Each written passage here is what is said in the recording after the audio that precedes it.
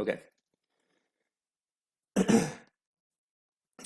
Nothing like starting an introduction out with a great big throat clearing.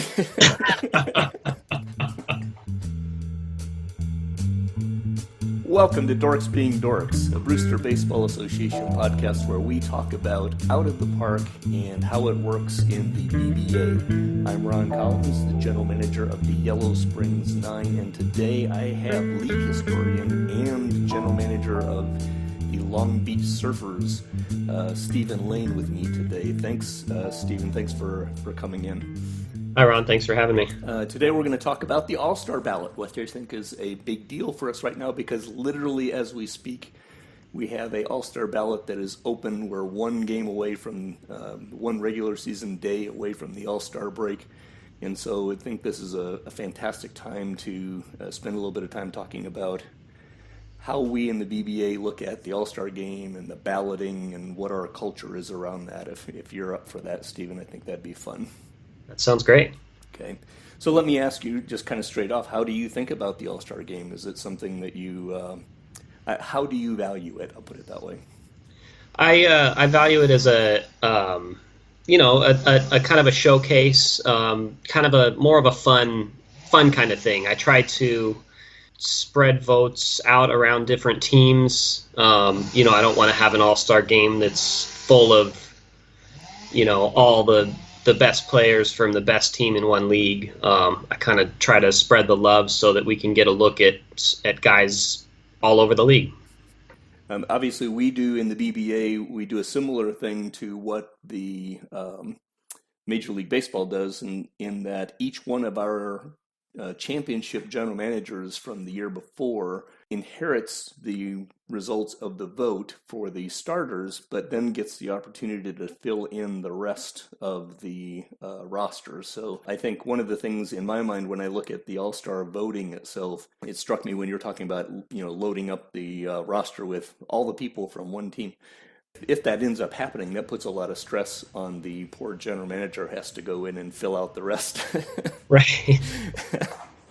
Not that I have ever really been able to do that very often. I've only had two opportunities, and neither one of them. One of them, I think, actually, the game overrode me. Maybe that's a question I can ask you. The way that we've done ballots in the BBA has changed over the years, right? We had OOTPOU that would give us the ballots for some time. I think we had one year where we did just straight out a listing from somebody, and now we use Stats Plus. How do you feel about those tool sets, and how do you feel about Stats Plus? This is our second year, I think, now in Stats Plus. Yeah, I like the OOTPOU well enough, and I like Stats Plus as well. I thought the in-game was a little bit difficult. I think Stats Plus is the best. The one downside compared to OOTPOU is that after you vote, and I think this is because you might be able to change your vote after you submit your vote multiple times, but you can't go and look at the live updating results like you could with the online utility, where after you vote it's locked in and you could kind of check back in before the voting ended and see how the votes were coming in. Yeah, I admit I do kind of miss that. That was kind of a fun aspect of it. Sometimes people talk about the All-Star game in our world because in the BBA, you're our historian, so you're obviously very steeped in the concept of what our history means. We have 60, I think next year will be our 65th year. I have to think about that. We got a lot of years of history, and every year we also go through a Hall of Fame process. And one of the complaints that I hear about people voting for the All-Stars is on occasion people will use All-Star games as a element in their conversation about whether they're a real Hall of Famer, right? If they've showed up on the All-Star game 15 times, that says something versus one time or two times or whatever. Do you think about that at all as you're going about making your decisions? I don't. I really don't have any connection between All-Star appearances and Hall of Fame voting. And now, people can vote for the Hall of Fame however they want. I'm definitely going to disagree with some of the ways people approach it, but everybody values All-Stars and Hall of Fame credentials in their own way. Personally, I think that because of the way the All-Star team gets compiled with, guys who, if you have a hot first half, could push, you could push off somebody who is going to end up having a better year, or you could have a player who, is maybe playing a very high offense position like first base, who just happens to be in the same league with another player who could also be in a Hall of Fame track. So, you look at either they are alternating years as All-Stars, or one guy just always has a better first half and he ends his career with 10 All-Star appearances, and the other guy, who may be just as Hall of Fame worthy, ends his career with 1 or 2. So that's just one of the reasons I don't really put it down.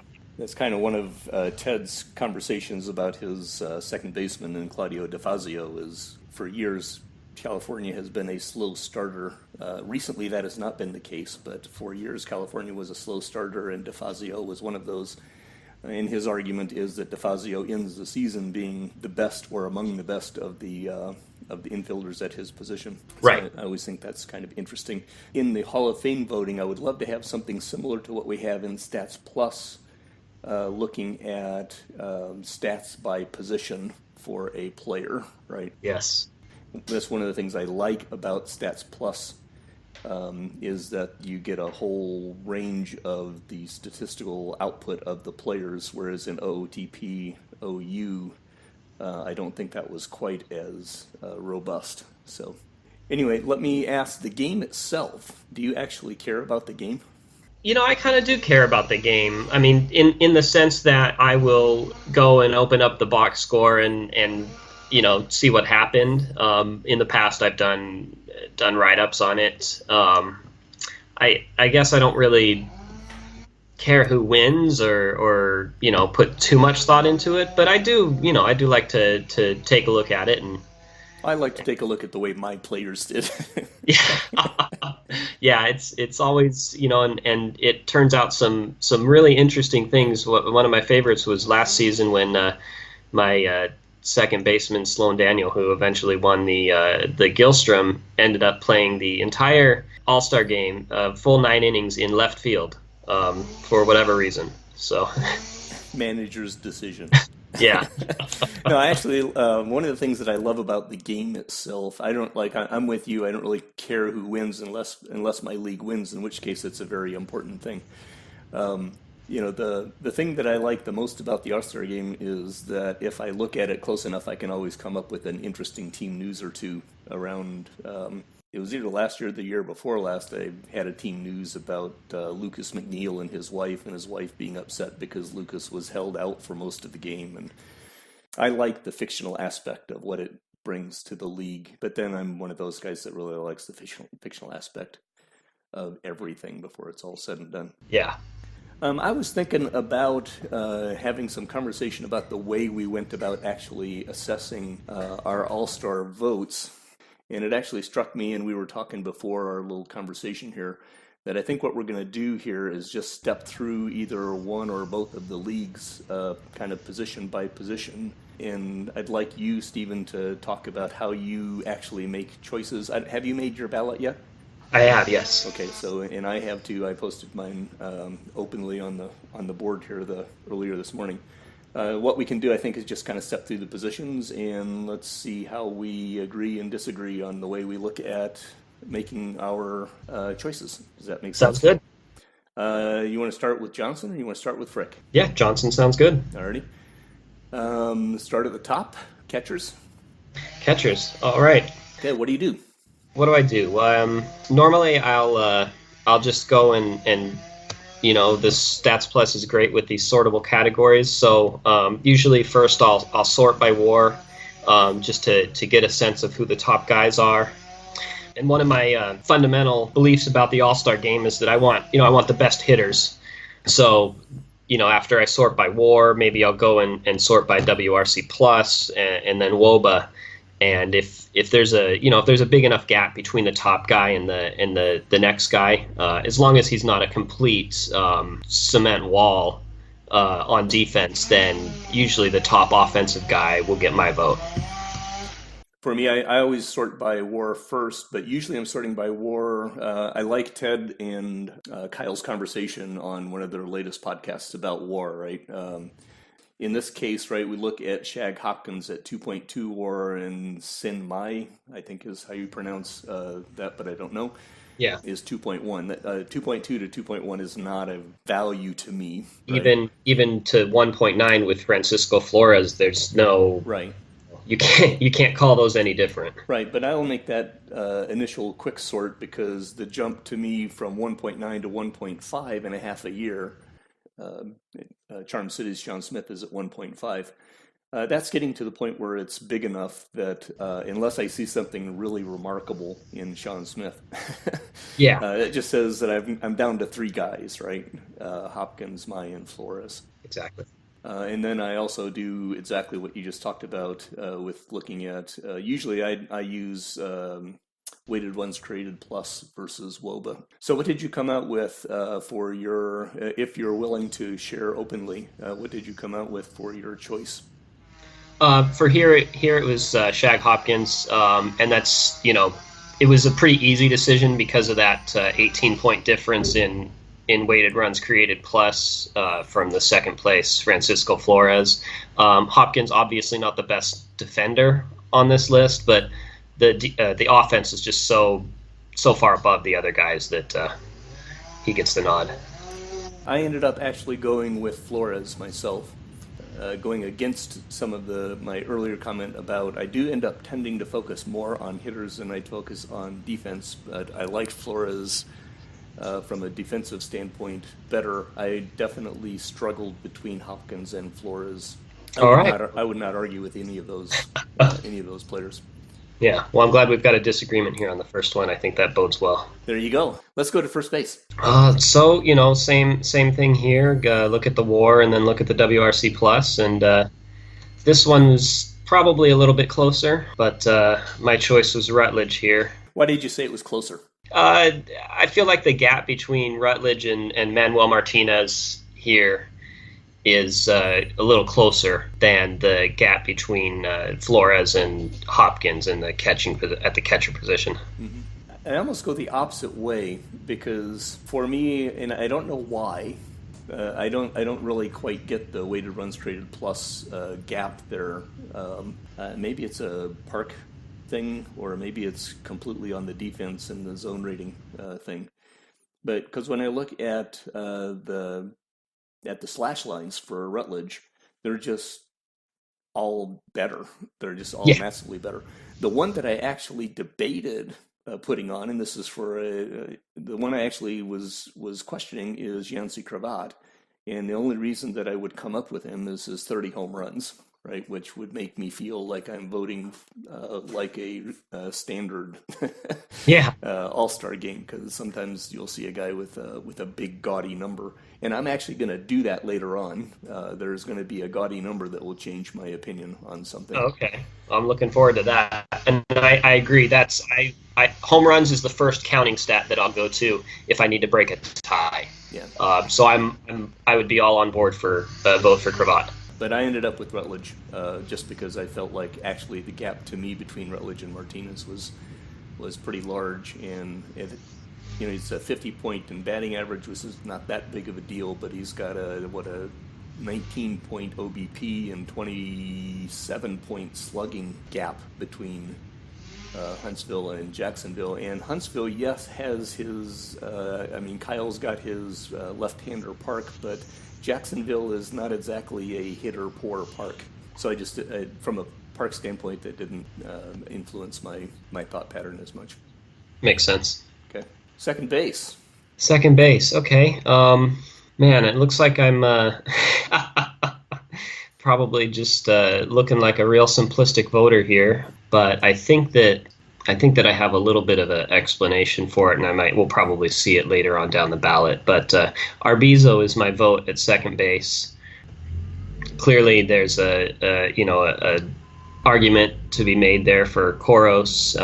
Maybe even Kel Bacon if you want to go that way. But Arbizo kind of edged it out, and I believe this was because I needed to get a Jacksonville representative onto my ballot because Jacksonville was kind of edged out in a couple other positions where I thought that it could go either way, and I went the other way. If that makes any sense at all. No, it definitely makes sense. I don't generally tend to think a whole lot about team breakouts at this stage. I ended up with Quant Koros from Las Vegas, and to me it was between Arbizo and Koros fairly clearly. I didn't really get into Kel Bacon or Keith Dean as far as that's concerned. Those are the four guys that kind of passed the WAR thing. And, Koros is at 2.5 WAR, 2.1 for Arbizo. Neither one of them are great defensive players before it's all said and done, so that didn't really matter. What actually changed my opinion was Quant Koros' speed, 57 stolen bases in 14 caught steals. That's a pretty healthy success ratio, and at 57 steals, that brings something to the table that I'm not sure we're going to find in a lot of other places. So to me, I'm guessing that that's one of the reasons for his WAR improvement over Arbizo.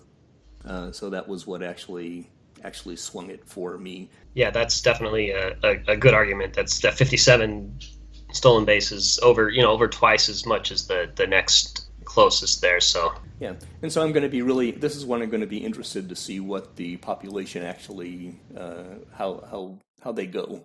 I'm not sure that our population in the BBA is that excited about stolen bases anymore.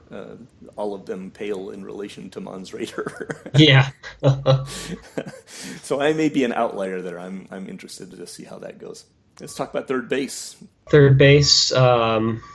I've got a vote for Mark Dempsey of Montreal, and this one, Karlamov kind of put up a fight. He's got the on base, but in the end, I went with Dempsey and David Naboru is is kind of right there, but that OBP just didn't quite do it for me.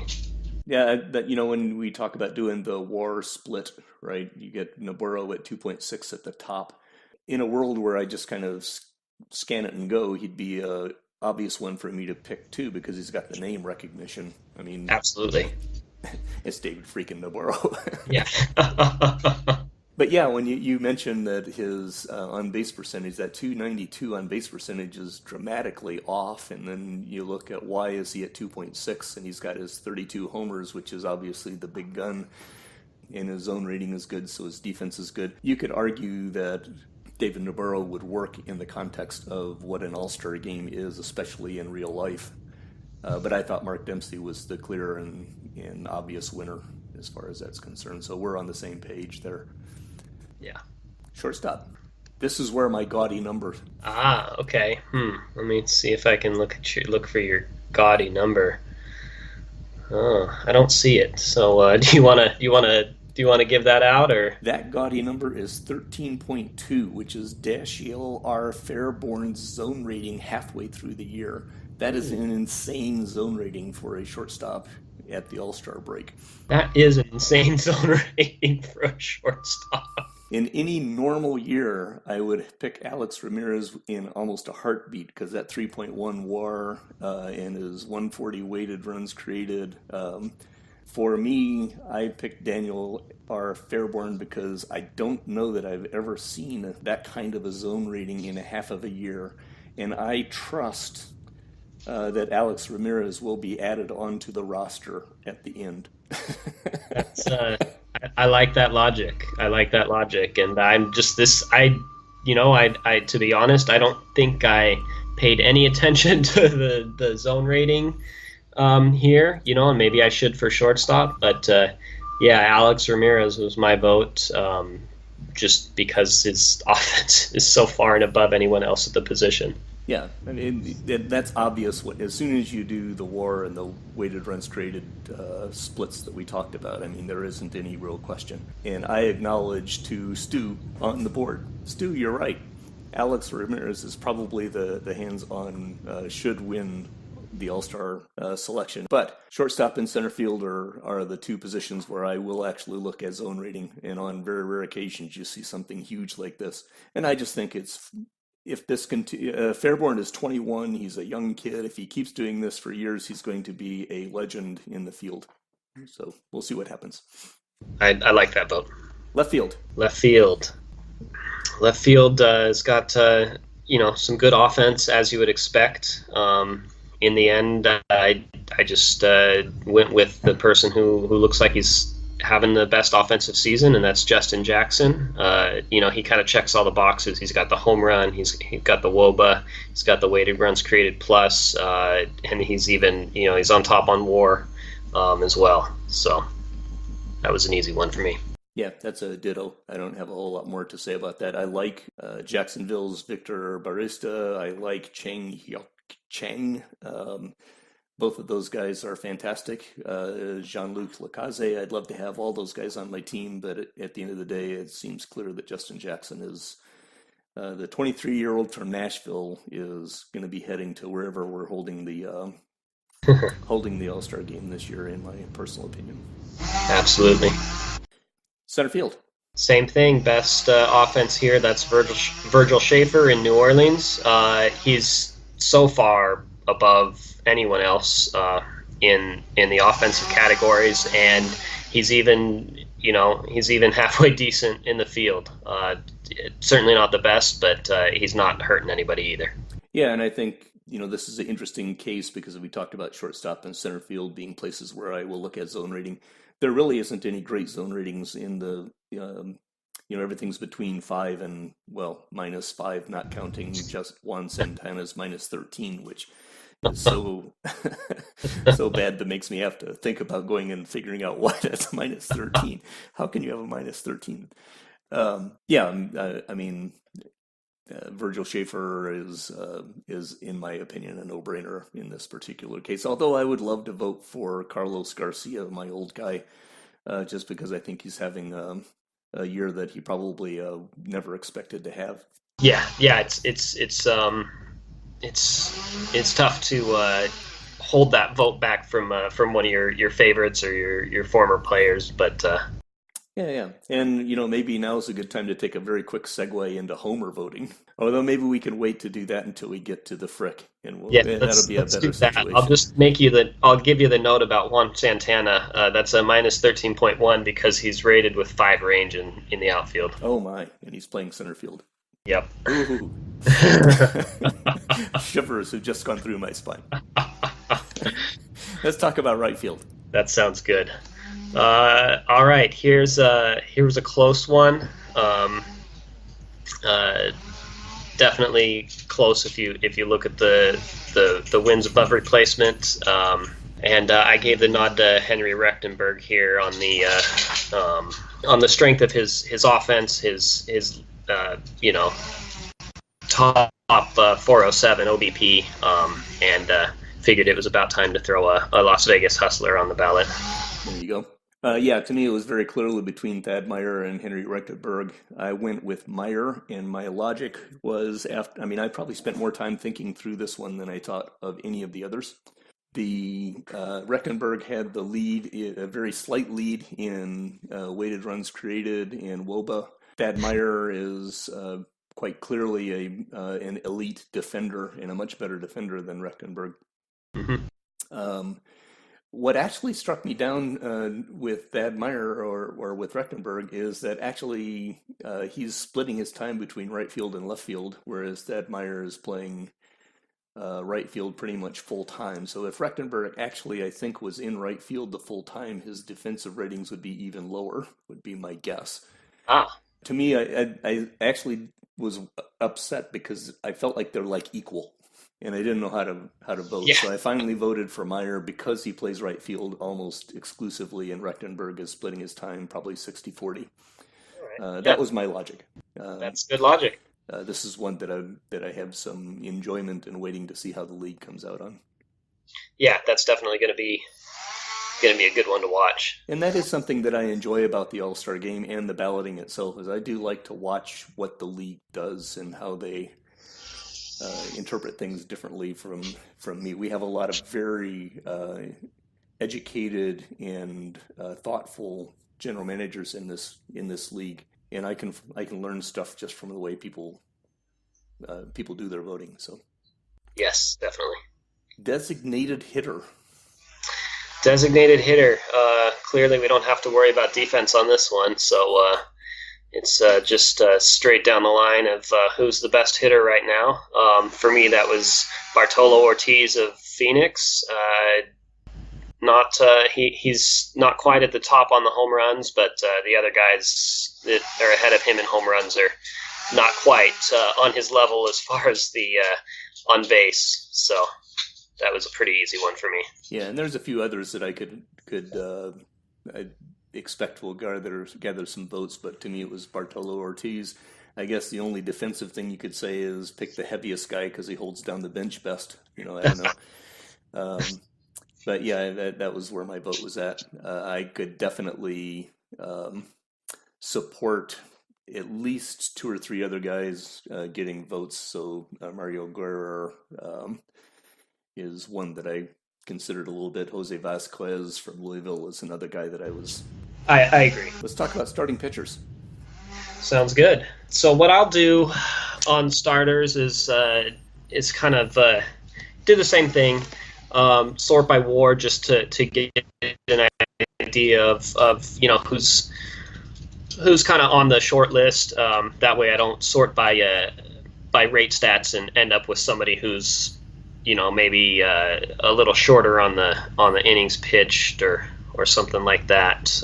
So from there I'll go to FIP because I like to take a look at that, and maybe I'll find a guy that's got a really good FIP, but he's been unlucky and his ERA is a little high. And then another thing I like to do, which Stats Pluses had been great for, is I'll sort by the strikeout percentage. Oh, really? Interesting. And then in combination with the walk percentage that shows up right next to it, I kind of just do a little K minus walk in my head, and just kind of see who's really striking people out and who's not allowing the walks, since theoretically that's two of the things that the pitchers have the most control over. There you go. I like that. I hadn't thought about that. Learn something new every day. Well, there you go. So who'd you come up with? All right. So my list is, of course, keep in mind that I don't like to double up on teams if I can avoid it with another acceptable worthy candidate. So my list is Mauro Flores from Brooklyn, Arthur Dempster from Rockville, Egbert Benner from Jacksonville, Aki Kondo from San Antonio, and your old friend Lawrence Columbus Lelouch, now in Phoenix. I did not actually vote for Lawrence Columbus Lelouch. The ultimate problem, and maybe it's because he was hurt just a little bit too early. The bottom line is, for me, his FIP and his ERA were not as strong as some of the other guys, and given that his WAR numbers are down a little bit, probably because he missed a few starts at the end, he ended up not. It actually pained me not to vote for him because it pains me to see him hurt again. Yeah, absolutely. I was with you with Flores and Dempster and Boehner. I included Francisco Ruiz from Brooklyn, and I did include Dan Cannon. It really struggled over Aki Kondo. Just couldn't get him in there on the FIP. I see the point there with the FIP, and also with Lelouch, his FIP is a little high also. But if you sort by the strikeout percentage for a second, and then you look at Kondo, he's 32.4% Ks, only 6.3% walks. Yep, that was interesting. Which is just so far above anyone else that he just had to be on the list. And Lelouch, of course, at that league-leading 3.9% walk rate with a very solid 25.2% strikeout rate. He seemed to deserve it. Yep. The other guy that was kind of the other two guys that were kind of on the fringe for me were Enrique Gomez and Riggs Carpenter. I Uh-huh. don't know how you pronounce Riggs. Maybe it's just Riggs Yeah. Carpenter. We'll just call him Carpenter. Yeah, there you go. Um, I'm expecting that San Antonio's rookie is going to be a mainstay in the All-Star game here pretty soon, but he was just a little on the Yeah, edge for his me. little too much walks for me, but definitely. I'm gonna have to think a little bit about Condo. Your K percentage to walk percentage thing has got me Yeah, he's rethinking about definitely an that. outlier if you look at K minus walk. Alrighty, let's talk about relief pitchers. Sure. Relievers, in sort of a general strategy, I like to look at guys that are throwing a lot of innings, and um, keep just limiting the runs, and it's a lot. It's very similar to the starters. Are they striking people out? Are they limiting walks? Um, I've got Luis Ortega from Montreal, Sean Huber in Las Vegas, Celio Marin from Rockville, Jose Olivas in San Antonio, and Jose Torres in Brooklyn. For me, relievers are a real shot in the dark. I mean, Yeah, I almost hate voting for relievers. um, and I end up doing a WAR thing, and that's never satisfying. And then I do a FIP thing, and that's kind of not satisfying. I will say that on occasion, this year there is not one that exists, but if a guy puts up, 25 or 30 saves in half of a year, I will sometimes do that for the base purposes of, that's a pretty unique year. yeah, I don't really like using saves because that has all the problems that saves has. yeah, But if somebody puts up a gaudy number and something like that, and that is the primary stat of a closer, um, then I will sometimes sway that way. But again, there isn't anyone that is really like that this year. We've got some 21, 20 save guys, which are just kind of, you'd expect there to be some guys like that. I ended up with Ortega, Huber. I went with my heart on the old guy, 38-year-old Steve Russell, because his 2.71 FIP just made me happy. yeah. Um, Call me wrong, I'm fine with that. But No, I just that's love that idea of him showing up at the All-Star game at I 38. like both. Yeah, I chose a couple of Mexico City relievers in Aaron Campbell and Pedro Castillo, again mostly for FIP-oriented purposes.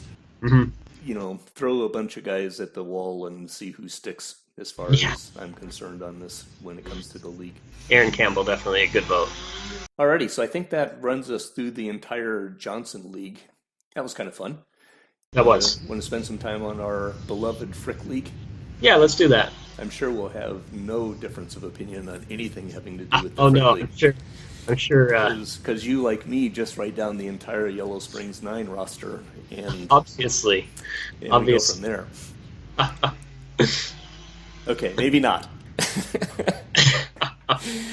Let's start with catchers and let's see where we go here. All right, catchers. Gosh, there's just a great candidate here, Songduk Sim, in Twin Cities. He's got the defense, he's got the offense. Maybe not quite as many home runs as you want out of your All-Star catcher, but everything else did it for me. Yeah, he's pretty clearly the selection. I debated Vancouver's Hata Papo, mostly just because you don't usually see a 400 on base percentage from a catcher. But Sanduk Sim is so much above Papo everywhere else that that debate didn't last more than about 3 seconds. So. Yeah. And I wanted to vote for Eric Fabre, the guy that I traded to Edmonton back some time ago, but maybe his time is coming another year or two. He's not quite where Sanduk Sim is right now. But that is actually something that we talked about before. Somebody who's been on your team before, or that you have a past history of. You're kind of looking for a reason to vote for him in that Right. sense. At least I am, anyway. Oh yeah, I am too. Okay. So I think we're on the same page with catchers. Let's talk about first base. All right, first base. Gonna just make everybody upset here and let y'all know that I had the homer vote for Mark Simpson. Yeah, I just couldn't help myself. I can justify it. Well, I can't justify it. Taiho Wei, we should probably be the vote for everyone. He's got Simpson beat in all the categories, but and maybe this is the time to just discuss the homer votes. I think that the All-Star game should be fun, and if it means a vote that maybe not be 100% deserved to a surfer, then I'm going to do it. I don't actually have any problem whatsoever with Homer votes as long as they are able to be justified in some reasonable way. And Simpson is actually a justifiable vote. You can say that, well, really he isn't. It will shock me to no end if Taiho is not the landslide winner of this. But that having been said, just like we talked about doing the war cut, right? Really, there's kind of three guys when you do a war cut, because Madison's Nathaniel Barrell can arguably be called in the mix. And in that sense, Barrell's weighted runs created in WOBA is slightly a touch above Mark Simpson's also, as far as that goes, right? Right. But Simpson wins as a defender, and Simpson is the elite defender of the collection of people we're talking about here. I mean, he's a Absolutely. 4 zone rating above Taiho Wee, and it is justifiable to use that as an element of the criteria. If we were talking about me voting for Jose Garcia, that would be a bad homer vote, right? That probably would be. Right. I cannot. I love Jose Garcia. He's doing exactly what I put him in place to do, but he is in no way, shape, or form going to the All-Star game. Yeah. Right. So, and we can talk about homer votes again in a little bit, because I'll probably have one that will be somewhat questionable before it's all said and done. But All I can right. talk about why that's justifiable. And the other piece of it, quite honestly, is Mark Simpson is kind of a face of the franchise.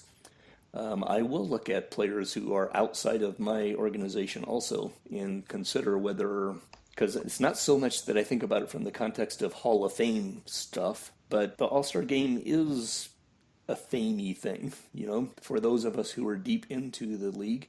I like the storyline of the franchise faces being part of the game. It just, I don't weight Yeah. it very high, but Absolutely. If you're gonna, if you're only gonna have one or two guys from every team, then it should be the guy that is the face of the team. yeah, if it's justifiable sense from a performance Right. standpoint. Or, I mean, I vote with my heart. I don't have a problem with voting with my heart. Yeah, and we're not talking about the Hall of Fame here. Sure. We're talking about an All-Star game. There you go. So anyway, I don't, I would not hold you in any negative thoughts for a vote for Mark Simpson. I just don't think he's going to win. Oh yeah, I don't think he'll win either, but And quite honestly, that would be an interesting question. If I thought it was going to be extremely close, but Taiho Wee was the better player, that's the point where a homer vote actually can possibly make a difference, right? yeah. So that's a more interesting question. Let us talk about second base. All right, so second base. Obviously, there's a surfer on the ballot, so I have to vote for. Okay, no, I really couldn't justify that one, but it was a really really tough choice. Obviously, you've got Jared Gilstrom right there in competition for it, and that's probably the biggest name on the ballot. I mean, it's kind of stacked, honestly, second base this year. Mm-hmm. I ended up going with the youngster James Monger from Omaha. He just I think he just barely edged out Gilstrom as far as the offense goes, and you take a look at the defense as well, and he kind of, tacks on a little bit there. I'm completely in your same boat, and we do the classic WAR split and compare WOBAs and weighted runs created, and then I add in zone rating that shows Monger is top of the top 3. I'll add in Claudio DeFazio for California, right? When we talked about that at the beginning of this podcast. And DeFazio is getting on base at a 283 clip, which is in that game, and he's slugging at 422, which is a little low, but not horrible. Here's an example. Maybe DeFazio in the season is the best second baseman in the league. I would tend to doubt it because I think James Monger has been the best second baseman in the league for 2 years. But at the end of the day, Monger to me is clearly the choice to make here. And if it were close, I would probably go with Gilstrom for the same reason we talked about before, because he's got the name thing, right? Right. And Monger's got more years to come, but to me, it's not even really close. Yeah, and then you also consider that Gilstrom plays for San Fernando. San Fernando is choosing the reserves this year, so I have a feeling he's going to make it in. Yeah. The more interesting question is Mons Raider in that aspect, because Rader's got the name aspect. He is going to be a legendary. He's 26 years old and he's already got the legend. He's got 78 steals this year, so that would be a gaudy number that I would not be shocked at people voting for. But I just don't think that he makes it in context of Monger and Gilstrom. So he may even be left off the All-Star team completely, which would be kind of amazing. It would be amazing. It would be unfortunate, but there's a lot of second basemen that are deserving this year. Yeah, it's a big position these days. Yeah. Well, let's talk about third base, where the obvious answer is my own Rob Thomas. Yeah, it's that's. I'm sure that's where your mind was at when you sat down to make your. Oh yeah, definitely. I obviously, it wouldn't have anything to do with Michael Best from Long Beach. That I'm sure that probably never even crossed your mind to vote for Michael Best. Never crossed my mind. And his 4 WAR. Yeah, this is going to be. I'm really interested to see who the league chooses here, because you definitely have these two guys in Thomas and Best that have kind of separated themselves from the rest of the pack. At least if after you set WAR aside and you look at the offensive stats. It's no surprise, obviously, that I voted for Best, and I think that it's, despite the second place in weighted runs created plus and WOBA, he's got a couple more home runs. He's hitting for a little higher average in OBP, and I just had to go with the Surfer. Yeah, my actual honest, I voted for Michael Best also, because to me that you talk about the separation. I think Michael Best has separated himself from everybody else. I think the more interesting question is who will come in second between Morales, Thomas, and Mendoza. And I would actually, in my heart, I'll pick Rob Thomas, but on a piece of paper with logic, I would go Emilio Morales. And the reason is that Rob Thomas is a platoon player. He cannot hit left-handed pitching. Right, and so he's having a great year, and I'd love to see him. I'm wondering whether he will end up being an addition just for the fact that we need a Yellow Springs 9 guy in there, and we're having a tough year. But if I were to say who's the best third baseman in the Frick Heartland, it would be Emilio Morales at Omaha right this minute. We'll see what the league does there. Obviously, my heart is with Rob Thomas, and I hope that he does well in the voting, but it's a long shot at best. Yeah, I see that. Okay, let's talk about shortstop. All right, shortstop. Which I think is a fascinating position. Shortstop is a fascinating position. You've got a couple of guys that separate themselves with WAR, and then 3 guys that kind of are at the top offensively. Angel Zalapa came out on the top of my ballot, mainly on the strength of his offense, but also with the tiebreaker of he is the only one of the top offensive players that actually has that positive zone rating, which when you're talking about shortstop is kind of important. Yeah, and actually, I have to take a step back and ask myself and do some research. I think it's enough to vote for him anyway because I've got him on my ballot. He's only played 55 games. Has he been hurt, or is he a platoon guy? My guess is he's been hurt. I don't think he's a platoon guy. But he was injured at the end of April. He was out 5 weeks with a sore shoulder. Yeah, so if you look at it and say, okay, WAR is a counting stat.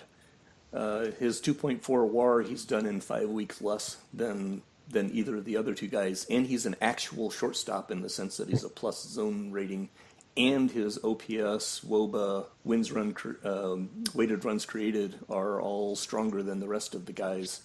I don't even think this is close. You mean you didn't want to vote for J.J. McQuaid? I did not want to vote for J.J. McQuaid. I love J.J. McQuaid. I wish he were $5 million and on my team. I would have paid as much as $7 million to keep him on my team. But once Brett started throwing around the $20 million and he moved over to Long Beach, what is he now, 14 or 16? I don't know what he's at. Yeah, I think he's down to about 14 now, so it's completely affordable. There you go. But he's only double overpaid. No, yeah. Alrighty, let's go to left field. Let's do that. Agreed with Zalapa, so. So, unfortunately, there were no surfers on this ballot, so I actually had to make a decision. It's so tight at the top. Do you want to talk about this one? Because I don't know that I have a good reason for my choice. I don't know that there is a bad reason for any choice here. You do though. I like this one because this one's a pretty clear break on the WAR split, right? You got three guys that are 3.1 to 3.3 in Luis Castillo from Edmonton, John Hickman from Seattle, and Ray Cooper in Twin Cities. And I went with John Hickman. The reason I went with John Hickman is, their WOBAs are all really close. Their weighted runs created are all really close. Hickman's on the slight top of both of those guys. His zone rating is good, so his defense is equal essentially with Ray Cooper's. They're 2.4 to 2.5. To me, this was just purely a very slight increase in WOBA and weighted runs created. Let's do it, because they're all three the same to me. Yeah, that's who I went with, and for pretty much the same reasons. I would fully expect that the fans in Edmonton and the fans in Twin Cities will be voting their asses off for those two guys. That should be expected, and they would certainly be worthy if they got in. Let's go to center. All right, center field. I mean, this one is just one of the easiest votes of either league. Despite a little less defense than I'd like to see out of a center fielder. Grant Lee got my vote here just because his offense is so far above everyone else that I thought he should be the representative from center this year. Yeah, I think that's clear. Grant Lee is the best center fielder in the league right now, and I've been expecting that since the time that Randy traded for him. The other piece of that is that if you look at the zone rating question from before, right, there's no just like super amazing defender to stand out and say that -2 zone rating that Grant Lee has is a real comparative disadvantage. The closest you can get is, who is it, Dennis French? Yeah, Boise's rookie center fielder is at 6.4, which is a fine zone rating. But it's not like 13.1. Right.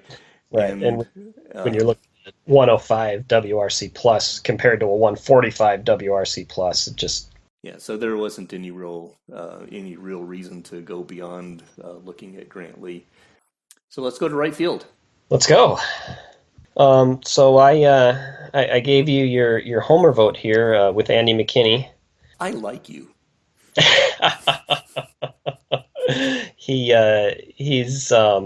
I think I really wanted to get somebody from Yellow Springs on the ballot, and I could make it. I could make the case here, despite there being two candidates from Long Beach.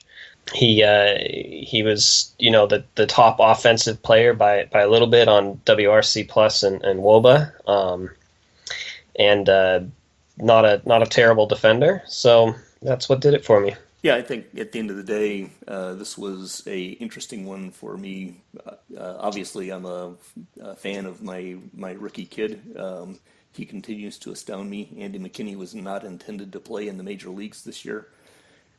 He jumped from Double A into the majors purely because I had no choice when one of my other guys didn't pan out the way that I wanted him to. And the big issue here, this is a great example of the split between WAR versus everything else, right? Mm-hmm. Luis Maldonado from San Fernando, Wilton Rivera from Valencia, both of them have a few more at-bats, plate appearances. Yeah. Both of them hit for more power, and so they drive WAR a bit. So there is definitely a separation from WAR's standpoint. But then you overlay that with WOBA and weighted runs created, and Andy McKinney is the top guy on the list. At the end of the day, he's leading the league, I think, in doubles, which is, to me, I know Ted and I have had some conversations about doubles before, I think, and the gap rating, right? A double is a pretty big deal when it comes right down to it for me. It's one of my hidden secrets in Yellow Springs is if you look at our best years, we're almost always leading the league in doubles or up in that very top range of doubles. Yeah, I'm with you on doubles. Very, very underrated. So I will fully expect that Maldonado or Rivera are going to win this because their WAR number is such a gaudy delta, but I think that's kind of a hollow, Right. a hollow thing. And quite honestly, I would not trade Andy McKinney for either one of those two right this minute, Yeah. myself. But then I admit my heartstrings are tied up in that conversation. So Of course. anyway, thank you for your support. You're welcome. Let's go to designated hitter. All right. This one again, purely on the basis of who's the best hitter right now. Even though I already voted for someone from San Fernando, Moreland was just so far ahead of the pack, despite his plate appearance gap with John Mick and his fewer home runs. He's just across the board hitting a little better this year, so he got my vote.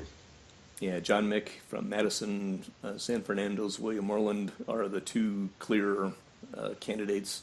I voted for Moreland for the same reasons that you voted for Moreland. I would make an argument for Chris on John Mack, however, in that Mack is playing full-time, whereas Moreland is platooning most of his time.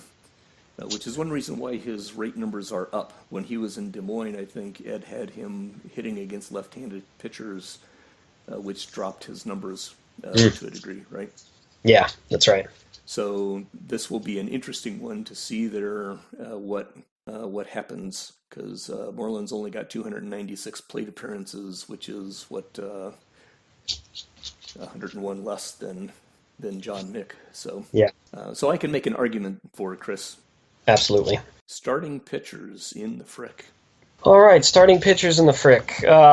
This one, I found that this to be a difficult set to vote for, and I think I ended up kind of going with a mix of guys that are pretty good in FIP and guys that are pretty good in strikeouts, and a homer vote thrown in, of course. Not completely undeserved, I don't think, but I ended up with Pierre Legrand from Long Beach, Bobby Lynch in Edmonton, Freddie Delgado in San Fernando, Miguel Ramos in California, and Stephen Taub in Hawaii. I think this is interesting. I always find voting for pitchers to be difficult especially when Yellow Springs does not have any real, real candidates. Because I couldn't even bring myself to do the Homer vote at this stage for either Carlos Valle or Ernesto Ramos, as far as that's concerned. So that left me with 5 positions to fill. I voted for Bobby Lynch just because I want to see Bobby Lynch in the All-Star game. Yeah. I think that's a fantastic story, and he's worthy. He's on your ballot. Yep. I like your bit there about strikeout to walk percentages. He's got a quite brilliant one. Yep. I included Hiroki Rin also from Edmonton, just because his FIP is so strong. 2.32 Yes. FIP is nothing to choke on. I think he's actually leading FIP. Yeah, when I do a FIP there. He is. Yeah. And then Miguel Ramos and Luis Gracia, California's 2 guys, again, are still top of the FIPS. Yep. So I went with them. They're also up on the WAR board, which of course is really dangerous for pitchers. Yeah. And then I went with San Fernando's Feliciano Rafael, just because, I mean, it's his time. He's 12-4. Win stats are gaudy, yes, but still 12-4 is 12-4. That says something about what he's doing for his team. The 3.12 FIP is not bad, and looking at strikeouts and walks, 23.8 to 3.9, I can live with that. Absolutely. Yeah. No argument with any of those choices. Yeah. I for Rin and Gracia, definitely would have loved to have them on the ballot, but I kind of just limited myself. As I said, one of my philosophies is to Right. kind of spread the love. So I really just wanted to get some votes out to some other teams instead of making the All-Star game rotation a California San Fernando rotation. Yeah, and I like that, and I can make an argument for the guys that you just picked. I can make an argument for probably 4 or 5 other guys that we haven't even talked about. Pierre Legrand actually has an argument. He's not just a flat out homer as far as that's concerned. He's got some really solid numbers. Absolutely. 2.9 ERA is if a guy has a 2.9 ERA, he can go to the All-Star game. Yeah. Right. San Fernando's got Ernie Kinney, who's doing the similar thing as far as that goes. Jimmy Greenwood in Calgary is a feel-good story. 2.97 and a 7-4 record in Calgary. That's a pretty nice performance as far as that goes. Yeah. So again, pitchers in particular, you can kind of go through and make a mix and match kind of a question. And that's actually one of the things I like about looking at the pitching numbers is that you can see an interesting scatter. So let's Yes. talk about relief pitchers. All right, relief pitchers. I decided to go really heavy on the strikeouts with the relievers this year.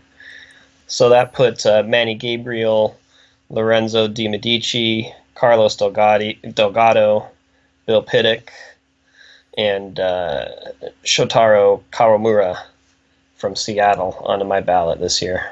We were on the same page with Benavides and Delgado. I used basically the same kind of thought pattern on relievers as I do starters, with probably a heavier bent on FIP. But like we talked about with the Johnson League, I break my rules all the time when it comes to relievers in particular. Yeah. I had the homer vote that I definitely went with Momcilo Juretic. Momcilio? How do you pronounce Momcilio? Momcilo. I think he's actually the best relief pitcher in the league right this minute. Unfortunately, he's also hurt. He's thrown 67 innings, and I was actually surprised when he got hurt because I've actually maintained his usage rate relatively. I've been working very hard to maximize his usage while not getting him several days in a row and things like that. So be it a home pick or not, I personally I love him. I think he's a fantastic pitcher. He's thrown a 2.46 BABIP, which maybe is lucky. I don't know, but there you go. I also have Teisuke Suzuki, Edmonton's guy. I also have Shotaro Kawamura and Carlos Delgado's. Did you have Caleb Benavides, Boise's? I don't remember whether that was on your list or not. I did not, Okay. but He's my 5th guy.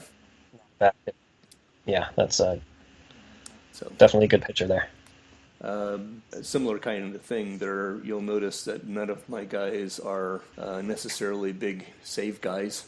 I'm not really looking for the top savers. I Yeah, me neither. debated really strongly though about Jose Canales because he's got 29. Yeah, the yeah. The problem was is his secondary numbers to me were just so bad that I could not justify doing the big hunkin' number, right? I mean, I Yeah, can't put a 3.2, 4.65 FIP guy in over some of the other guys who I just thought were more worthy. yeah, completely agree. I didn't even look at I don't even look at saves, and that's a prime example of why you shouldn't look at saves because if you compare the other numbers, he's not even in the same zip code as the other guys. Now, I think it's fair if he were in the same zip code that you look at it and say, okay, does that, does he hold a particular spot on his ball club? Yeah, But you put one of the other guys that we just talked about on either of our ballots, or probably several others we could go through, put him in those same situations that Canales is in, and they'd have 29 or 40. You know. right. Alrighty, so I think we've been through the entire list. Do you have anything else that strikes you when it comes to our All-Star process? No, it's always interesting seeing who everybody votes for. I think that every year there's a few guys that after the votes are all cast, I kind of look at and say, that was I didn't consider him too much, but I find it very interesting that the rest of the league felt that way. Well, and how much of that do you think is homerism? How much of that difference do you think is honest opinion? How much do you think is because, unlike real GMs, we have other things to do in our lives, and so sometimes we miss things? I think sometimes it's just because I missed somebody, I missed something about somebody that made him all-star worthy, and I think sometimes it's just you get some GMs that are busy and maybe they'll just sort by WAR and go straight down the ballot with the highest WAR and ends up being enough to get a guy in and there's nothing wrong with that. Yeah, and definitely sometimes times of the year where I'm really super busy and I don't have the time, and we do have a requirement to vote, right? If you don't Right. vote, you actually lose points. So if there is a default and I only have 3 minutes and I got to vote, I don't have any problem with somebody doing a war split and just saying, "Hey, that's I'll vote. I'll vote my home team and I'll vote for the best war." And sometimes I think that happens. Absolutely. And again, I don't have Yeah. any problem with that. Overall, I think that the results of our All-Star voting in the BBA, relative to some of the other leagues that I've been in, is just outstanding. Absolutely. I definitely agree. So I don't have I can complain day to day, moment to moment on anybody, but again, I think this league is just outstanding when it comes to the passion that it brings and the knowledge that it brings. And as long as people have enough time to get into it, they do a fantastic job. Definitely. Alrighty, so there we have it. Those are the kind of ways that you and I look at things, sometimes the same, sometimes differently. Sometimes we look at, one of the things I found most interesting was sometimes we look at it from the same process and still come up with a different name. So that's always fun. Yeah, it just kind of speaks to everybody's individual preferences and slight just the very small differences that end up making you choose one person over another.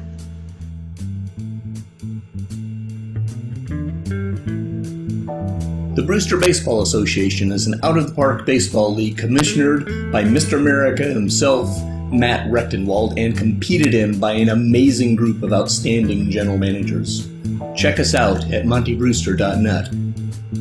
You have been listening to Dorks Being Dorks, a podcast where we put BBA GMs together to talk about Out of the Park and how it works in the BBA. Music is Some of My Fears by Daisy May and is used under a Creative Commons Attribution license. I have lost everything. Just like the bucks are dead on the range. The cross has twisted, the stars that will shine.